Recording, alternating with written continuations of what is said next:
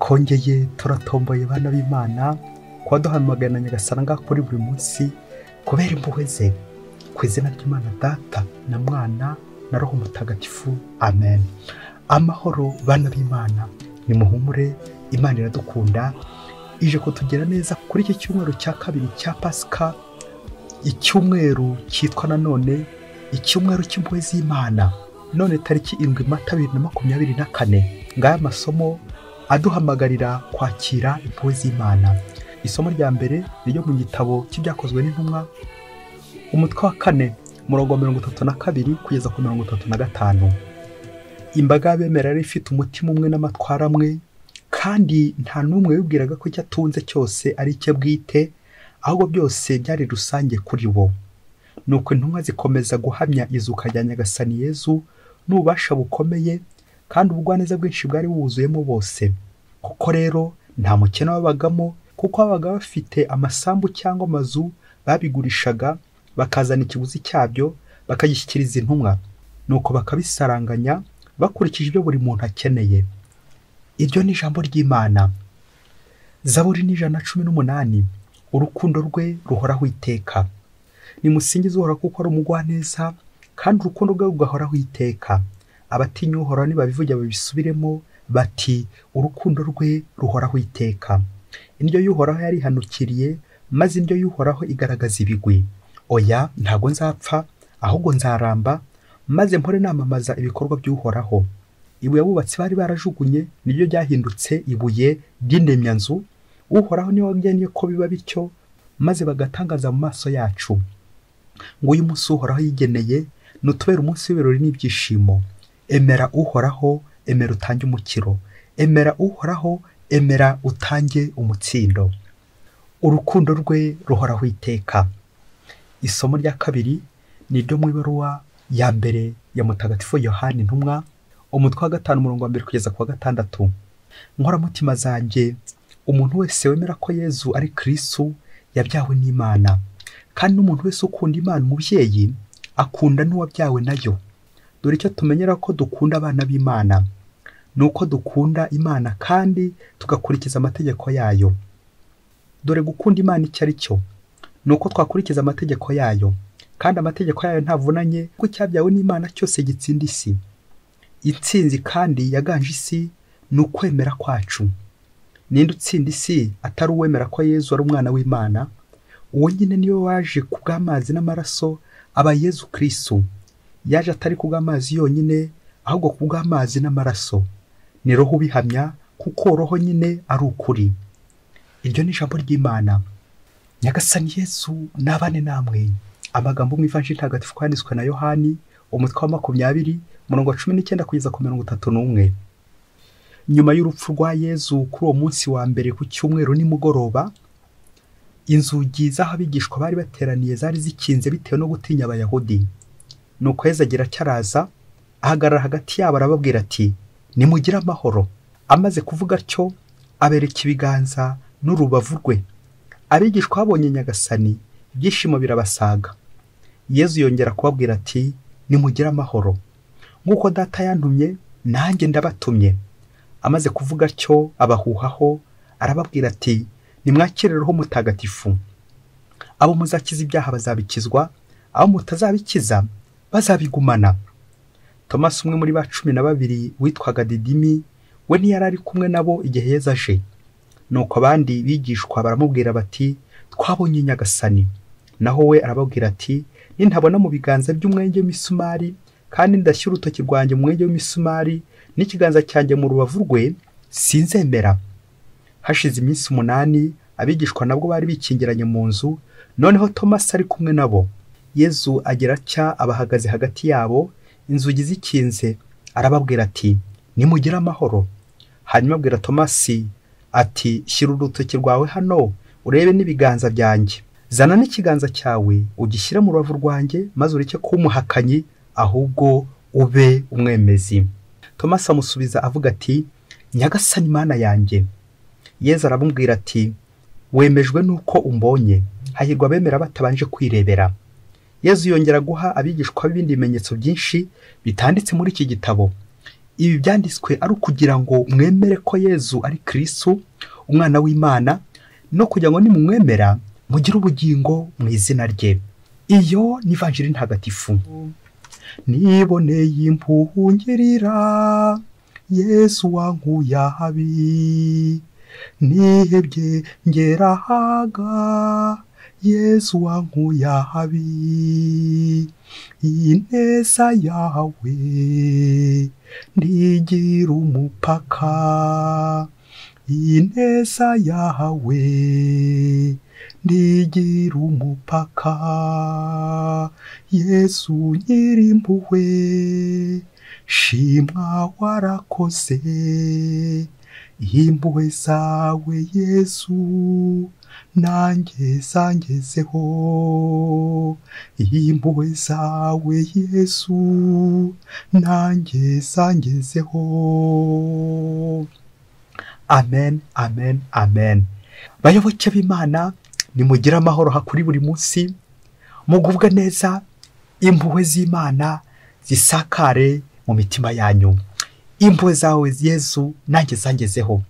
Iyo ndirimbo nigiye kuduherekeza hamwe n'amasomo, nawe impuhwe z'Imana zikugereho.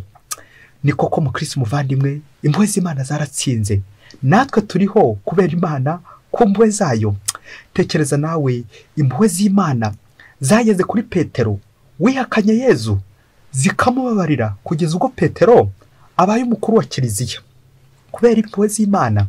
Tekereza nawe impuhwe za Yezu zavanye Matayo mu biro by'imisoro kuri Gasutamo, zikamushyitsa muri Kiliziya mu ngoro y'Imana, akaba intumwa ya Nyagasani. Imana n'igitangaza. Impuhwe z'Imana zageze kuri Matayo.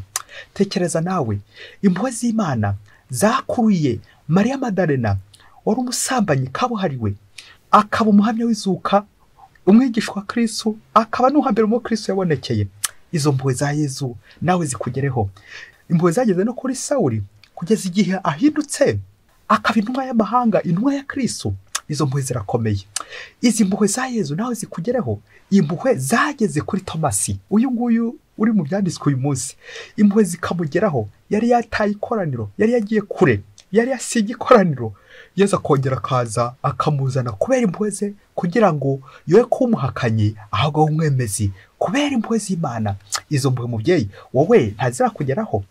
Niba zitarakugeraho, humura, nawe ukakanya nakwaho kugira ngo izo mpuhwe z'Imana nawe zikugereho. Impuhwe za Yesu nanjye zangezeho. Ng'intego remezo tujye kuzirikanaho ngo n'amasomo musa aryoshye cyane, ari mu rukundo rw'Imana, ari mu mpuhwe z'Imana, ari mu ineza y'Imana. Nawe n'impuhwe z'Imana zitarakugeraho, humura, ntugire ubwoba, ntugire ikibazo. Yesu aracyari gukora, akora 24 kuri 24, kandi n'umunyampuhwe n'umunyembabazi. Impuhwe ze ntaho zigeze zijya. Nawe izi mpuhwe z'Imana zikugereho. Ariko nawe nuza gusanya impuhwe z'Imana zarakugezeho, nta kindi usabwa, nawe zikigeze ku bandi. Impuhwe z'Imana zangezeho. Iyo ngingo remezo rero ize gukuranga uyu munsi, nawe umve ko Imana igukunda, nawe umve ko Imana ikugirira impuhwe, nawe umve ko ibintu byose ukoze bikagenda neza no kubera Imana, no kubera impuhwe z'Imana. Impuhwe zawe Yezu nanjye zangezeho. Mubyeyi, iyo ntego iri buze gukugeza nawe ku mpuhwe z'Imana. Ese wabonye ukuboko kw'Imana mu buzima bwawe? Impuhwe za Yesu nawe zikugereho. Mu kuzirikana ku mpuhwe z'Imana n'uburyo nawe zikugeraho nanjye zikangeraho, turagendera ku ngingo 3 za kudufasha kwakira impuhwe z'Imana. Ingingo ya mbere iritwa icyaha n'impuhwe, le péché et la miséricorde. Ingingo ya kabiri iraba ububiko bw'Imana. Ububiko bw'Imana bubitse mu iki? Ukomeze ubyibazeho. Ingingo ya gatatu, iteraniro ry'abayoboke b'Imana. Yumvikana hose tujye guhimbaza mu impuhwe za Nyagasani. Reka duhere ku ngingo ya mbere, le péché et la miséricorde. Icyaha n'impuhwe. Muri Gatisimu Kiliziya Gatolika, iyo bagiye kwandika barandika ngo icyaha, ariko bagahita bakurikizaho impuhwe, imbabazi. Kuko burya icyaha gihamagara imbabazi z'Imana. Mbere na mbere icyaha ntabwo gihamagara igihano wa mubyeyi we, icyaha gihamagara imbabazi z'Imana. Gusa twebwe abantu, iyo umuntu akoze ikibi, akoze icyaha, icya mbere dukora ni ukumuhana, kandi tukamuhana twihanukiriye wa mubyeyi we, aho kumuhana tumuhanura. Tukaza kumuhana turi kumuhanura, aho kumuhana turi kumuhanura. Nibwo bizarangira dukomeje kugenda dutsindagira umunyacyaha mu cyaha, aho kugira ngo tumugaruze tumwomboze impuhwe z'Imana. Impuhwe z'Imana nanjye zangezeho. Icyaha ni icyo kibi cyose ukora witandukanya n'Imana, ubizi kandi ubishaka mubyeyi. Icyaha kigira ingaruka 3 z'ibanze, zose zishingiye ku kintu kimwe: kujya kure. Ubwa mbere ni ukujya kure ya sosiyete y'abandi, ugahunga abandi, ugahunga ikoraniro. nk'uburyo Thomas yahunze ikoraniro.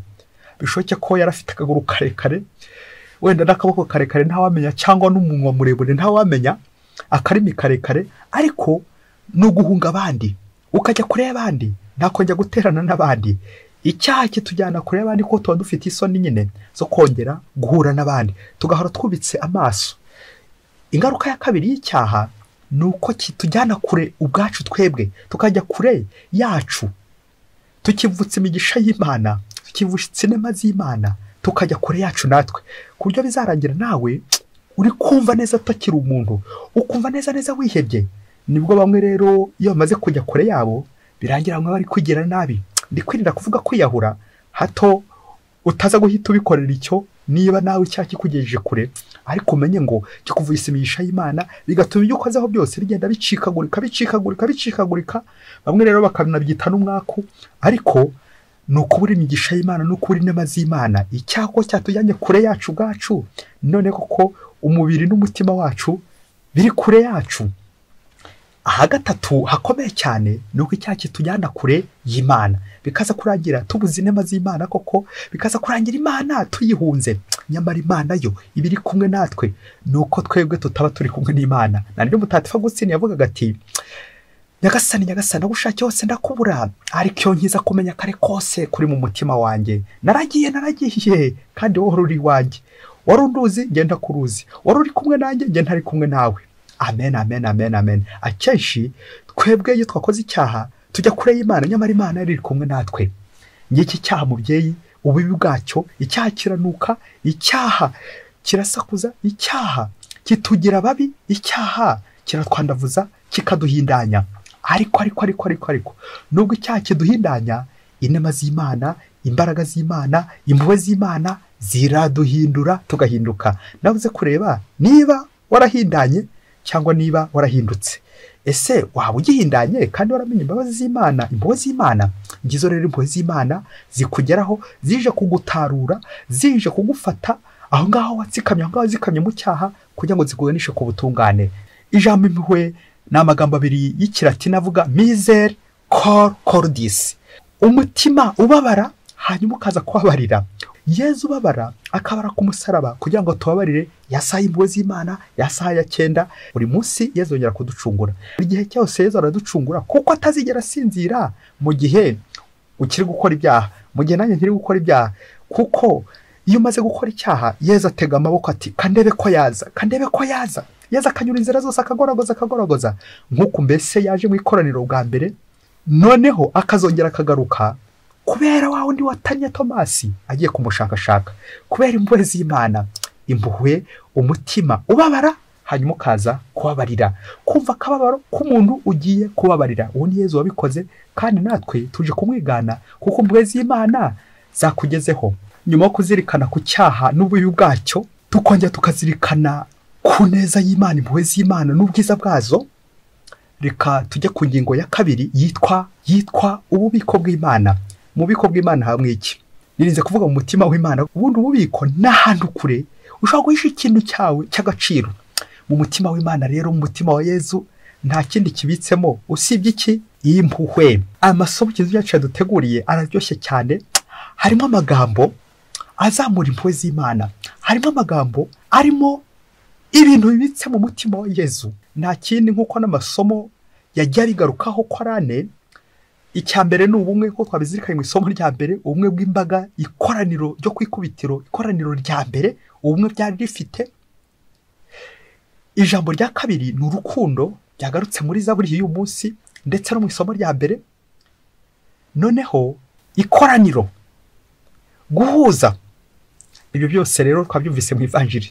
Reka duhere ku isomo rya mbere, interuro nziza bagarutseho iranga ubumwe bwa bubiko bw'Imana abemera Imana nabo bagomba kubika. Imbaga y'abemera ngo yari ifite umutima umwe n'amatwara amwe, kandi ngo nta n'umwe wibwiraga ko icyo atunze ari cye bwite, ahubwo byose byari rusange kuri bo. Amen, amen, amen. ngo uyu muntu w'impuhwe, ngiyi ngo ububiko bw'Imana burimo impuhwe, kumva ko ibyo mfite ari Imana bimpaye, kumva kandi ko nanjye iyo impuhwe z'Imana zimaze kongeraho nshobora guhereza n'abandi, nkareba aho ufite icyo akeneye, mugenzi wanjye ntakaburare kandi ngewe mfite, mugenzi wanjye ntakagira icyo abura kandi ngewe mbifite. Icyo nicyo bita impuhwe. Iyo umaze kwakira impuhwe Nyagasani yaguhaye, ntako byihererana, herezaho n'abandi, vungurira ku bandi, kuko natwe ni Nyagasani ugenda tuvungurira. Ntukagira ngo ni ibyawe, ni ibya Nyagasani. Icyo nicyo kiranga abafite umutima umwe, abafite urukundo, kuko urukundo rwe ruhoraho iteka. Urukundo rw'Imana rero nirwo ruturembuza, na nibyo Yohani yatubwiye mu isomo rya 2, atwereka uburyo urukundo rujya mu bikorwa, gukunda Imana na mugenzi wacu. Imana tutarora, ariko tukaba turuzi mugenzi wacu. Urukundo, kugira urukundo. Icyo tumenyeraho ko turi abana b'Imana nuko dukunda Imana kandi tugakurikiza amategeko y'Imana. Amen. Gukunda Imana, urukundo rujya mu bikorwa, atari mu magambo gusa ngo ndagukunda, ariko inyuma afite icyicisho. Imbere ku munwa ari kubivuga neza, ariko mu mutima ari kugukembura, hafi kugukeba, bikaza kurangira ari gukwica. Ubwo ni ububiko bw'abantu rurimo urwango, mu gihe mu bubiko bw'Imana harimo urukundo. Ikindi kiri mu mutima w'Imana twakizirikanye mu ivanjiri y'uyu munsi, Imana ntabwo igitekana igihe cyose uri kure yayo. Imana ihora ishavuye. Yezu Kristo ntatuza atarakubona. Uko wahunze, uko wagiye kure, Yezu Kristo ntashobora gutuza atarakugarura. Kugaruka, joie du retour au Père. Twumvise muri ivanjiri uburyo abigishwa bari bateranye, Yezu arababonekera, abaha n'ububasha, Roho Mutagatifu gukiza ibyaha, abaha amasakaramentu ngo nabo bajye bayatanga. Ariko Yezu arababaye ko adasanze Tomasi. Nibwo rero azongera kugaruka n'ubundi, kugira ngo na Tomasi nawe yakire ku mpuhwe z'Imana. Iyi ivanjiri y'uyu munsi yongere twibutse uburyo Yezu aza kudushakashaka. Nabyo Yohani Mariya Vianney yavugaga ati, ntabwo ari umunyabyaha ushakashaka Imana ngo ayisabe imbabazi, ahubwo ni Imana yiruka ku munyabyaha kugira ngo Imana nyine imubabarire. Yezu nawe ntabwo ari Tomasi buriya wizanye, ni Yezu n'ubundi wasuye ajya kumushaka mpaka amuzanye ati ngwino, jya mu bandi, jya hamwe n'abandi, wunga ubumwe n'abandi, ubane n'abandi, la communauté. Nguko rero ko Nyagasani iyo twigunze, iyo twatanye, iyo twagiye kure twaciye ibiziriko nka za hene zo muki, Yezu yongera gutuzana kugira ngo akomeze kuduhaza impuhwe ze mu ikoraniro rigari, umuryango w'abana b'Imana. Uyu munsi kuri iki cyumweru uze kureba abari kure ya Kiliziya, abari kure ya Yezu, abaguye, ukora iki kugira ngo ujye kubabyutsa? Mukristo muvandimwe, kuri amaboko ya Yezu ukora iki kugira ngo ujye kubyutsa bari abaguye? Ba Tomasi n'abandi bose bari kure y'Imana. Dutangazwa n'uburyo Tomasi agarutse. Batubwira ko Tomasi uku gushidikanya kwe, gushidikanya ari kugambiriye kugira ngo uzamenye, ntabwo azaba umuhakanya ahubwo azaba umwemezi. Nicyo kigambiriwe, kugira ngo yibonere Nyagasani, bityo azabona ibyo azajya avuga. Kuko akenshi ari igihe tuvuga ibintu nawe utabihagazeho, kubera ko wabyumvise nta experience ufite. Tomasi rero atwigisha kujyana experience ya Yezu kugira ngo tuzahamye uwo tuzi, twabonye kandi twemeye. Ngubwo ububiko bw'Imana. Ubuko bw'Imana ntabwo ari ibijumba bibitsemo, ntabwo ari ibirayi, ntabwo ari ibitoki, ntabwo ari amafaranga, ahubwo habitsemo impuhwe, ubumwe, urukundo, ibyishimo by'intama yazimiye, Nyagasani akaba yigaruye mu ikoraniro. Ngiri rero iteraniro ryo ku cyumweru Yezu adushishikariza kutajya dusiba iteraniro ry'icyumweru. Na niyo ngingo ya nyuma tujya kuzirikanaho yitwa ngo ikoraniro, iteraniro. Ikoraniro rero naho ngaho abana b'Imana bateraniye kugira ngo bakire impuhwe z'Imana. Ese wowe mubyeyi, aho nawe icyumweru cyacyubahiriza uko bikwiye, cyangwa urisibira uko ushatse ukaza kwibagirwa ko umunsi w'Imana? Umunsi w'Imana ukaza gusanga niho dusigaye twimurira gahunda zacu zose.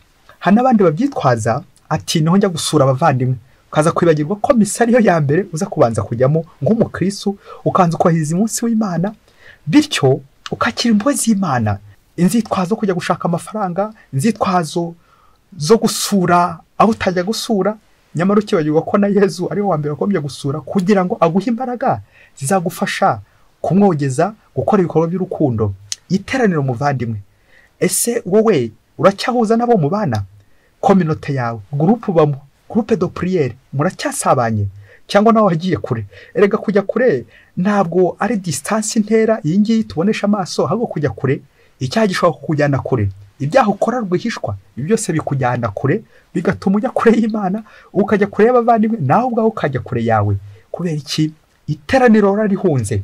Uyu munsi impuhwe za Yezu nawe zikugarure hehe? Mu iteraniro rya Kristo, kugira ngo wowe kuba umuhakanyi ahubwo ube umwemezi, nk'uko Tomasi nawe Yezu yabimugenjereje. Tujya gusoreza ku mwitozo. Uyu mwitozo uze kugufasha, nanjye uramfasha kongera kwibuka uko impuhwe z'Imana zikora n'uko zikoze. Mubyeyi, ushatse wafata agakaramu n'agakaye, uraza gusoza watsinze cyangwa watsinzwe kimwe muri byo. Umunsi umwe hirya kure cyane muri Afurika, ngo mu ruganda rumwe hari uwari urushinzwe, umukuru w'abakozi. Nuko igihe kimwe kiza kugera, akajya abona ibintu bigenda bishira, ariko akabura ukuntu azafatisha umwe mu bakozi akoresha uri kubijyana. Nuko ngo umunsi umwe yahoreye ijisho ari gucunga, aza gufatisha umukozi w'iby'igitoki. Nuko wa mukuru w'abakozi Gera afata icyemezo cy'uko mu gihe anagiye kumuha gishyushye ari ukumugenda amukuraho umushahara kugeza igihe azarangira kwishyura ibintu byose byarangije kwibwa aho ngaho, ariko agakomeza agakora. Nyuma y'igihe kirekire wa mukozi ari kugenda yishyura ku mushahara we, baramukase umushahara we atagihembwa, birumvikana ni nkaho ari gukora yishyura icyo gihano mugeyo. Iminsi ishize indi irataha, wa patro wa rwa ruganda burya ngo yari afite kamera agenda kontrolesha Gera. Ahanyuze hose ari kugenda acunga Gera wiwe, wa mukuru w'abakozi, wa ushinzwe abakozi.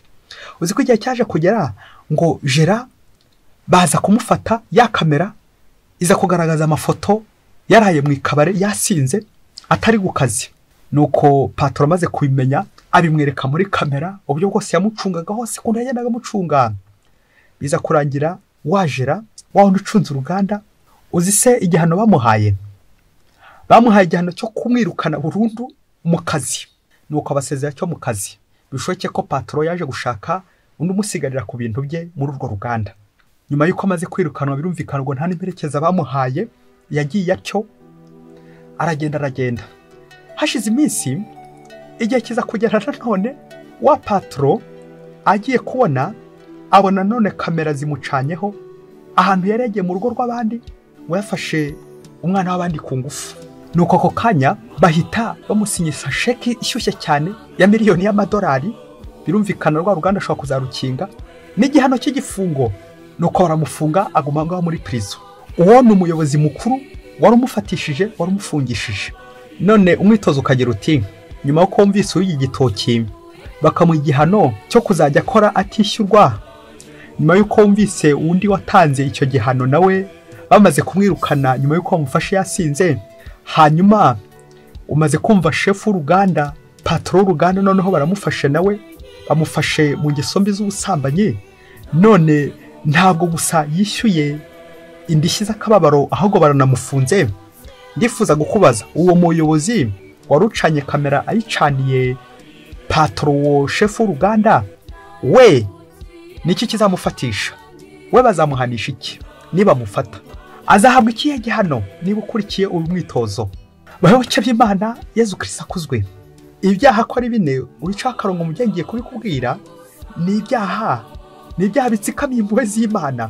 Igisambo cyakurikiwe n'umusinzi, umusinzi akurikirwa n'umusambanyi. Ubwo se wakanda araza kuba ari uwuhe? N'umwicanyi. Uriya we bazamuha igihano cy'urupfu dukurikije uko byatangiye, nuko igihano kiri kugenda kizamuka. Buriya nta kindi gisigaye usibye igihano cy'urupfu. Bayoboke b'Imana, Yezu Kristo akuzwe. Ubusambo, ubusinzi, ubusambanyi, ubwicanyi ni ibyaha bitsikamira impuhwe z'Imana. Uko biri kose, uyu muyobozi mukuru wafashe kamera bizarangira nawe bamufatiyeho kamera. Buriya nta kindi gisigaye, buriya ucunge ube maso. Nguko uko abantu benshi hari abayobozi bafashe za kamera bari gucunga abantu babagira nabi, abantu bakora nabi, abanyabyaha. Ukazasanga umuntu w'ibyo igitoki uramuhanya, ariko nawe ukibagirwa ko ejo bundi bazagufata wasinze nawe bakaguhana, ejo bundi nawe bazagufata wasambanye nawe bakaguhana, utyo niba gufata wishe noneho bazakugenzereza bate? ngo kuko ingo zacu nyinshi zagiye zihinduka inkiko aho guhinduka igihe cy'imbabazi, aho guhinduka inzu y'imbabazi. Inzu zacu zahindutse ubushinjacyaha aho guhinduka kurenganurwa, zahindutse akarengane aho guhinduka kurenganurwa. Bamwe birirwa bacunga abandi aho kubacungura, abandi birirwa bataba abandi aho kubatabara, abandi birirwa barenza abandi aho kubarengera, bamwe birirwa bagambanira abandi aho kubagabira, bamwe bacura abandi imigambi misha kubica aho kubakiza. Tugahora mu byaha kandi impuhwe z'Imana ziri ku muryango ziraturembuza, none twanze kuzakira. Twongere twibutse itegeko ry'umugome wa muntu we ucungacunga mugenzi wawe ukamufatiraho kamera, nirinze kuvuga icyuma, ujye umenya iri tegeko rigira riti umuntu wese ugambana nawe burya birangira bamugambaniye, umuntu wese w'umugome nawe arangira ahuye n'abagome. Ariko nanone umuntu ugira neza bizarangira nawe agiriwe neza, umuntu ugira impuhwe hahirwa abagira impuhwe kuko nawe bazazigirirwa, bizarangira nyine bagiriwe impuhwe. Mubyeyi, iyo tegeko ntabwo ari njye urishyizeho, ntuze kundakarira kuko niba uri gukora nabi n'ubundi nawe bizasozwa bari kugukorera nabi. Ndifuza gusoreza ku mwitozo wongere abantu bose bagiye baguhemukira abo ujya ufatira mu cyaha en flagrant délit, aho nawe wasanga ujya uvuza induru, gufatira abandi ho kamera, gucunga abandi akabya bindi ngo ushaka guseka rukoba kandi uhetse rukobora. Wowe ugaseka mugenzi wawe ukamujyana mu nkiko ukamutaranga ukamushyira ku karubanda, nyamara ukaza kubegera ko nawe ejo n'ejo bundi nawe niba uzajya ku karubanda. Dore rero rya tegeko, uriya niwe none ninjye nawe niwe uzakurikiraho ejo. Ese uzahakurikira mu bibi cyangwa mu byiza? Yezu Kristo yatugiriye impuhwe za Yezu nuko ababara mu kigo cyacu mbere yo gutubabarira. Nawe rero muyobozi, mubyeyi, hari abantu baguhemukiye ufite, reka ngo umwitozo ushaririye, uwo mwitozo nushobora uzamenye ko impuhwe z'Imana zifite. Igihe utarababara mu kigwi cyo wakubabaje, uzamenye ko nta mbabazi nyine uri kumuhereza. Cyo gihe uzaba uri kugera imbabazi z'Imana, kandi imbabazi z'Imana ntago zigerwa, ntago zibarwa. Twebwe tuberwa no kugenda tubarira bagenzi bacu yacumuye, yego reka mubare amafaranga agomba kwishyura, ukagenda ubara yacumuye ndamuha ikihe gihano ugakibara. Twebwe icyacu no kubarira abandi tukabara amakosa yacu, nyamara Yezu we impuhwe za Yezu ntizibarwa kuko yamvuga igira iti nta ubara abana b'umubyeyi. Wabaruta se abana b'umubyeyi ko ari impuhwe nyine, wabaruta impuhwe za Nyagasani. Wowe nanjye tujya tugwa mu mutego kenshi wo kugenda dushakisha udukosa kuri bagenzi bacu, rimwe na rimwe tukagira udukaye tugenda twandikaho amakosa y'abagenzi bacu. Yahemutse reka byandike, yantutse reka byandike, ukazajya gukora fagitire ishyushye ikomeye cyane ukayimukubita. Abantu twagiye dukubita amafagitire y'ibyaha, tukabakubita amafagitire y'ibintu bagomba kwishyura. Koko mubyeyi, Yezu aramutse akwishyuje wakwishyura iki? Erezoma impuhwe za Nyagasani zaratsinze, nawe zikugereho nanjye zingereho, zinyibutse ko na mugenzi wanjye nawe ngomba kubabara mu kigo cye kugira ngo mubabare nkuko na Yezu nawe ajya mbabarira buri munsi. Nawe nkwifurije impuhwe z'Imana zikomeze zikugereho, kandi nawe ukomeze kugendera mu murongo w'Imana, bityo nizikugeraho nawe uzishyira abandi. Papa Yohani Paulo wa kabiri mutagatifu udusabire buri munsi. Mama Faustina mutagatifu udusabire buri munsi. Mwese Imana ibaho umugisha, Imana Data na Mwana na Roho Mutagatifu. Amen. Padiri Masumbuko Ladislas wa Diocese ya Cyangugu.